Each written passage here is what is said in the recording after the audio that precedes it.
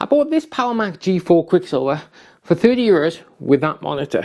Now I'm not sure, but I think something's wrong with it. My name is JSB, this is my tech department. Let's get.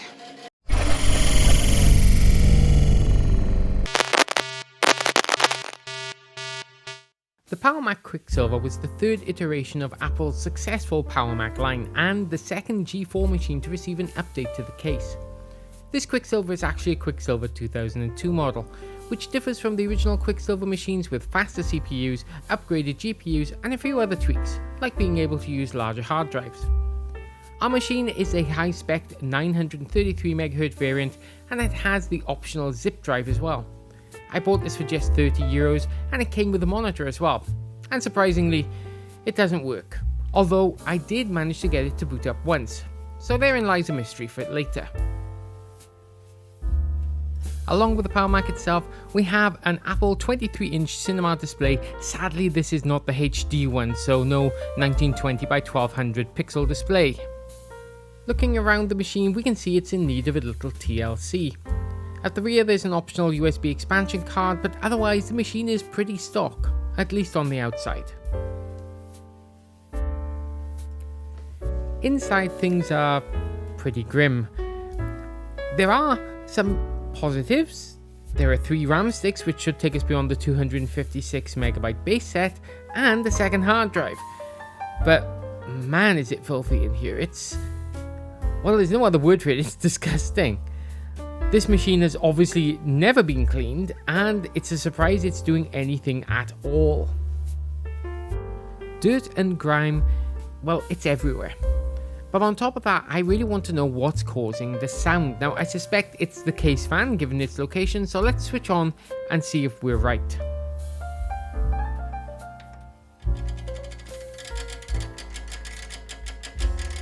Well, I think we can all agree that's case closed. It looks like the fan is vibrating up against the case, and I guess we'll find out why a little later once we've taken it apart. For now, let's get this machine stripped down and cleaned up. And let's start by unplugging everything. Fortunately for us, Apple have made it fairly easy to get around the board, and we have plenty of room to get at these power cables, which are the first to come out. Now they are a little stiff with age, but a little gentle persuasion and they come free fairly easily. Next up, we take this little handle and take out the IDE connector to the hard drives. Let's take our cards out and let's start with the NVIDIA GeForce 4 card. Now this is a GeForce MX card, so it's not a top of the range one, although you could get the GeForce 4 Ti card as an optional extra. Sadly, however, this little AGP card we have here is the 64GB MX one. To release it, I have to get my hand behind it and unclip it so the AGP card can lift away. It's not always easy, and frankly, I forgot how fun this was.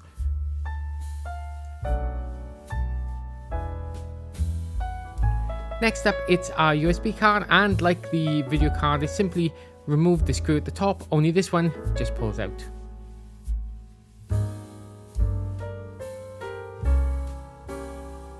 With the expansion boards out of the way, we can now turn our attention to releasing the motherboard, and to begin with, we're going to remove 4 screws from the motherboard.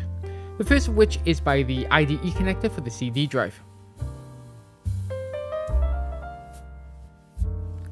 Screws 2 and 3 are located next to the modem and the CPU card. Finally, there's one hidden screw that's just next to, I think, the USB connectors and the PCI card slots. It's hidden down the back there, it's a little tricky to get at, you'll probably need a bigger screwdriver. With that out of the way, we then need to remove the modem card. Now, I did think about trying to unplug this first, but actually the best thing to do is to remove the 2 screws on top and slide the card out of the way once you've unplugged it from the board. With the card out of the way, a little heads up, you do not need to remove the 2 posts the card sits on. I gave it a try, but actually I didn't need to do this, and all you'll do is just loosen them up. So leave them alone, you don't need to remove these 2 standoffs. Next up, we need to remove the CPU heatsink. Now this is where Apple drives me crazy. As the CPU is essentially a plug-in card, you'd have thought it would make sense to be able to remove both the CPU and heatsink as one item. But no. Instead, you need to get 2 screwdrivers, one to push the heatsink clip down from the top, and another to unclip it from the bottom of the CPU card. There's a huge chance that top screwdriver is going to slip and you will possibly damage the logic board below. Why, Apple? Why?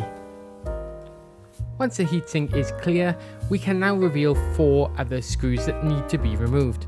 We have 3 surrounding the CPU and 1 just off to the one side. These all have to come out so we can get the CPU card out, and it's a fairly simple process really.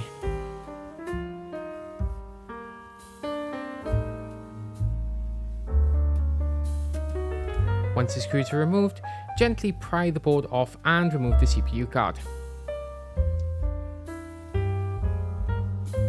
Our next job is to remove 3 of the 4 standoffs that are on the board.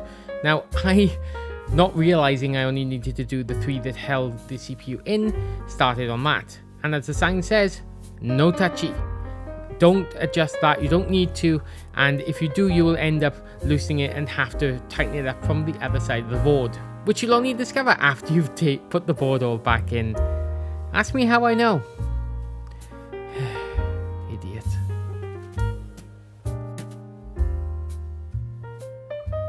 Finally, it's time to remove the motherboard, and now all we have to do is slide the board back slightly so that the 3 mounting points that are holding the board in place work free, and it should just lift out. Notice I say should. Now there are 3 little ball points which you can see there, one closest to the battery connector. You have to get those lined up and then the board simply lifts out. Or not. It turned out to be a little bit of a struggle, but once you've got all 3 of those lined up, the board does lift away fairly easily. Of course, things never run smooth in the tech department, and I continued to struggle with this for a few minutes before realizing maybe it's best to take the modem out of the way. The modem is held in by a small screw at the back case there, and once it's free, you can just pick it up and lie it on the back of the motherboard. Honestly, this didn't really help as much as I was expecting. The truth is, the board was just a little stubborn, and it just needed a little more coercion to shift. All too soon though, the board will lift away. There you go, 1, 3. But as you can see, it kind of hangs up on the I/O shield. There's nothing holding it in place, everything is free and sliding easily, but the board does just seem to get jammed.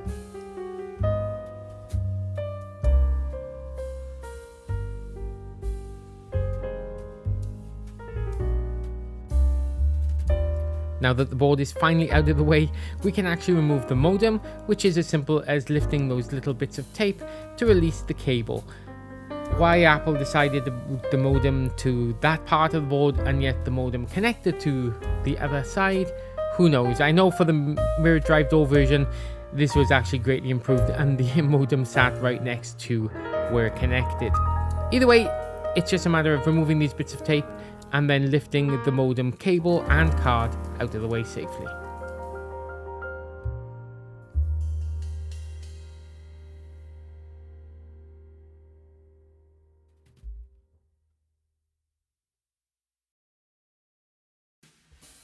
Now let's turn our attention to the hard drives, and removing these is fairly easy, unlike the motherboard. Firstly, we need to disconnect the power supplies. Be advised, these plugs are going to be stiff. They have been in there for a very long time and you will find that they will be very difficult to move out. But again, like the main power plugs for the motherboard, a little gentle persuasion will usually convince them to come free. So that I can see what I'm doing, I remove the IDE cable. You don't really need to do this, it was just something I wanted to do to get it out of the way. And then I undo the single screw that's holding the hard drive sled to the floor. That's it. It also then allows me to just tilt that up and actually get a better grip on that bottom power. And then eventually, it does actually pull free and we can take the hard drive out of the case. Oh, and you can see how dirty that case is. Look how pristine it is underneath. Ugh, this is going to take a lot of cleaning. Next up, that fan. And the first thing I need to do actually is remove this cable tie. The cable tie actually is linked into where the fan casing is, so taking that out means we both remove the cable, making it easier for us to get the power supply out in a little while.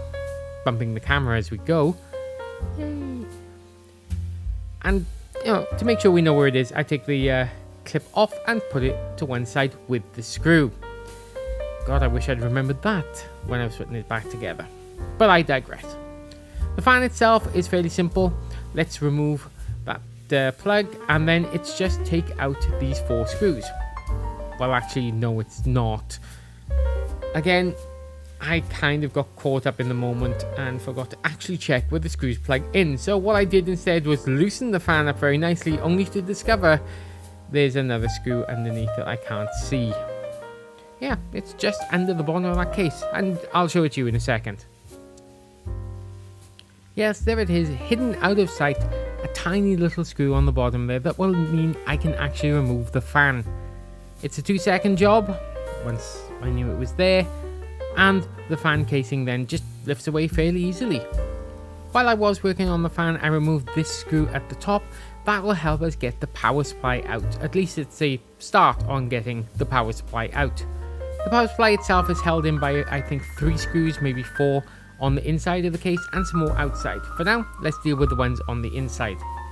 The one at the back, you're probably going to need something a bit longer than my iFixit screwdriver. Next up, on top of the CD drive, you'll find a connection point that holds the power supply in place. Again, it's just 1 screw. Removing that will mean you can remove the power supply. But not yet can you remove the CD drive. That will take another screw or 2. To get that out, you'll need to remove the screw at the back of the case, so you can see it there. Again, you'll probably need a longer screwdriver than the one I used. I don't know why I used that one. I actually had a longer screwdriver. I guess I just like making my life difficult, because why not?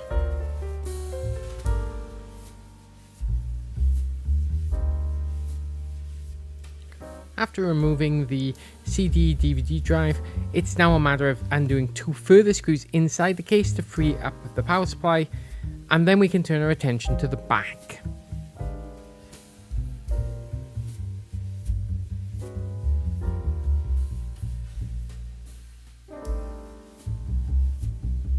Located on the back of the machine are 3 hex drive screws. You'll need a M2.5 adapter, and that will remove the screws fairly easily. For some reason I've used a torque one. I don't know why, those aren't torque bits, but it works. There are days. Either way, once these screws are removed, you can then gently remove the power supply.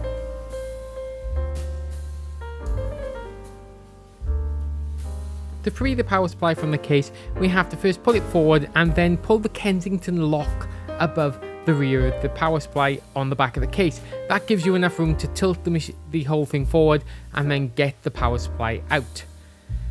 I wish I'd known that about 2 machines ago, but yeah, it actually works. And that's the power supply free.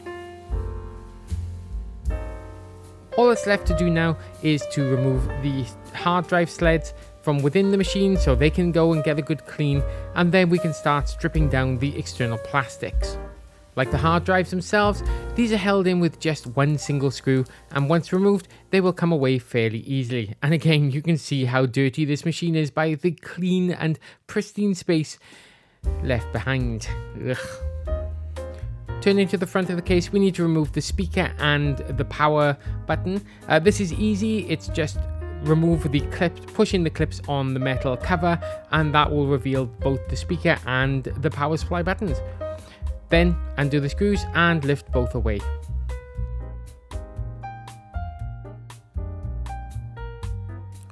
Let's turn to the latch mechanism, and it's held in with just 4 screws. Undo those and lift it out of the way. It's so simple at this point, things start to get really easy. To get the plastic covers on the front off, you'll need that T2.5, and yeah, just remove the bolts. And then it's a matter of unclipping from the inside, and there you're going to have to be careful, and if you've seen one of these strip downs before, you'll know why, but if you haven't, well, be prepared, you're in for some fun. For the drop down front, we have to of course remove the latch, and there is just 2 screws holding that in. Best thing to do, take the screws out, and then once the cover is free, put those screws back in the same holes. That way you won't lose them. And here's where it gets fun. We have to get these 2 plastic clips moved in so that we can actually pry the front cover off. It's not easy, and I'm always terrified I'm going to break one of these clips. Fortunately, I haven't done so yet, but if anyone's got a better solution than offered by Apple, do let me know, because I really don't like prying them this much. After what feels like an eternity, eventually I do manage to get the clips free, and the front case falls out. Oh, such a relief. And oh, look at the dirt behind it. Ugh. Removing the back cover is pretty much the same process, and with that gone, it's now time to actually get the handles off so they can get the rest of the plastics on this machine off the case, and hopefully somewhere where they can be cleaned up. So let's start with the top, and it's just a simple matter of taking our hex bit again and removing all the long bolts. With a caution here, make sure you put the bolts with the right ones. The short bolts, and I'll say this again, the short bolts are the ones that hold the handles on, not the long ones, the short ones. You'll see why later. Just a few panels left now, and the front cover is easily removed with a little prying tool just to release the clips. Once done, the panel should just lift away and we can put that aside ready for washing. To remove the CD cover, we need to undo these 4 screws and then drop the plastic cover that you see there back into the machine so we can get that again ready for washing.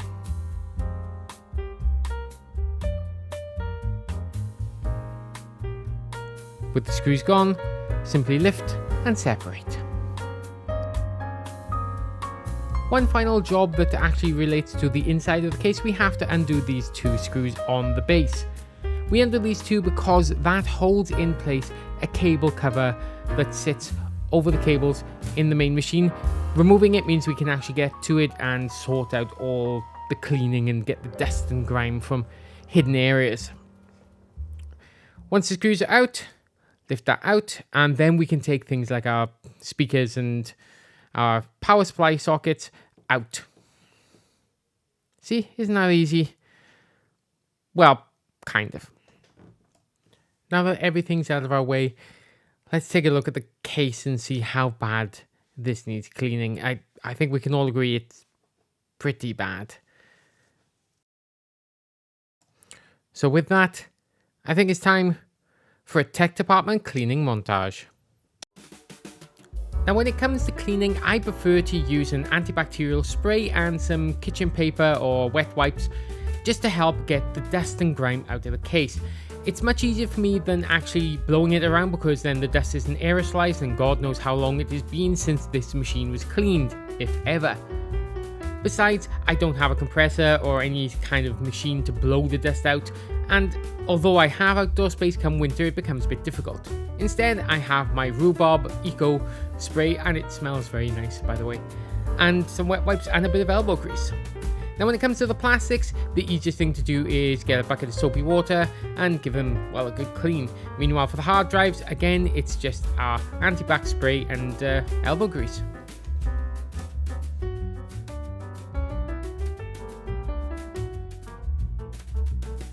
The heat sinks required little more than dusting and a little cleaning of the thermal compound off the base. And then when it came to things like the graphics card and the CPU fan, well, it's just a matter of doing your best, dusting up, and hoping to God you don't get too much of the dust into the air. As you can see, my desk has started getting pretty filthy just by cleaning out the fan casing. It's amazing how much dust these machines can accrue over the years, so if you do have an old machine, please think about cleaning it for your own health. All too soon, it's time to look at that main case fan, however, and as you can see, it's... and there's our problem. The fan itself has broken, or at least the spindle has, and that's what's been allowing it to spin off and rattle against the cage. Well, obviously we can't put this back in, there's no way to fix it, so I'm going to have to find a replacement, which I fortunately have. One of the great things with the tech department, there's always a fan or something lying around from an old PC build, and this is no exception, although I do have to change it from a 4-pin fan header to the standard 2-pin fan header. This is easy enough done. On our new fan, we just remove the other cables and are left with the yellow and black cables. These are our plus and minus 12 volt supply. Then it's simply a matter of twisting together the ground to ground from our old connector taken from the old fan and our 12 volt supply to the 12 volt supply on the new fan, and then solder and heat shrink. That's all it is. Reassembling the machine is a slow process, and there's a lot of me referring back to a service manual which will help me make sure I get everything in the right place. Fortunately, Apple made these machines with serviceability in mind, and you can get that service manual, although most things you can work out where they go.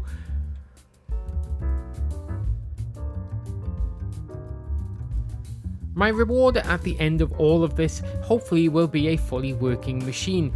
Now, it was sold to me with the gentleman who did pass it on, saying it didn't work, there was a problem with the monitor. Actually, when I got it back to the tech department and randomly tried it out on a day where I was doing some unboxing of other machines, it actually booted into the operating system fine, although with a somewhat loud fan. So when it didn't work earlier on, I was kind of confused but not surprised. However, given the state of the machine was in, hopefully just giving it a good clean and getting everything back in there will help this machine work perfectly. All you need to do now is sit back, relax, and enjoy the last of my reassembly footage. And yeah, let's prepare for a fully working machine.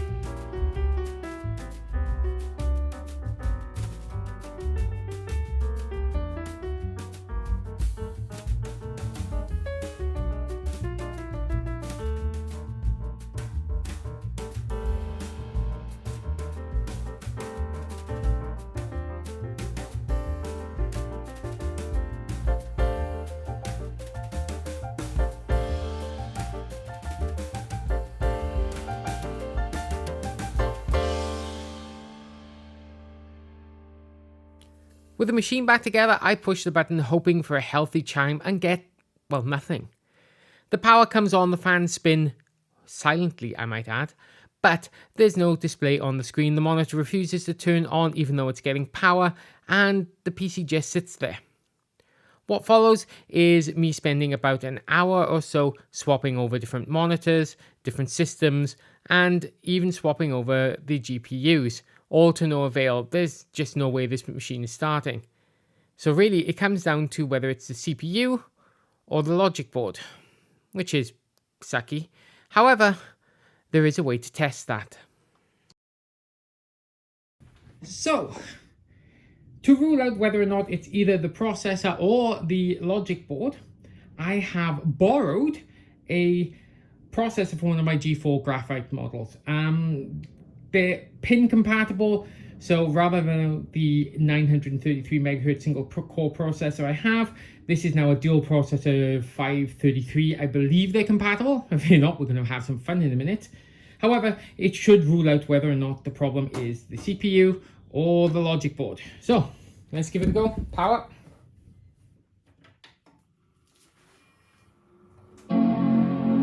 It's a CPU.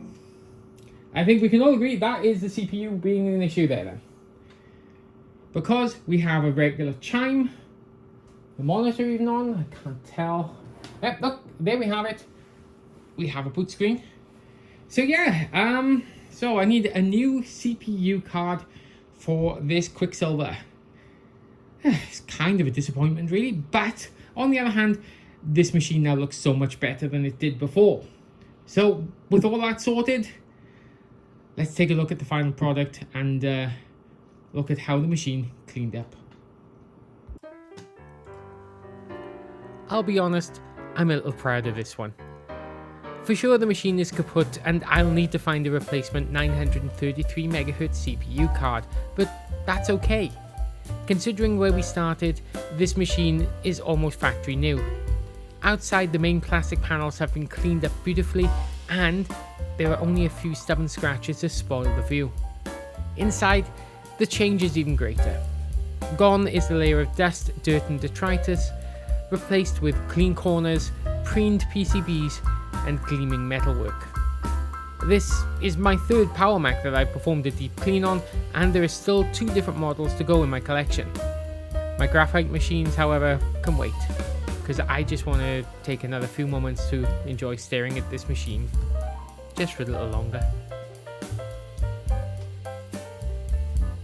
All that's left to do now is to thank you for watching. I really hope you enjoyed this video. If you did, please consider hitting the like button, but don't smash it, we need to use that again. For small channels like us, the like, share and subscribe option is a huge help. Below you'll find also a link to our socials. And feel free to drop by or leave a comment below, we'd love to hear from you.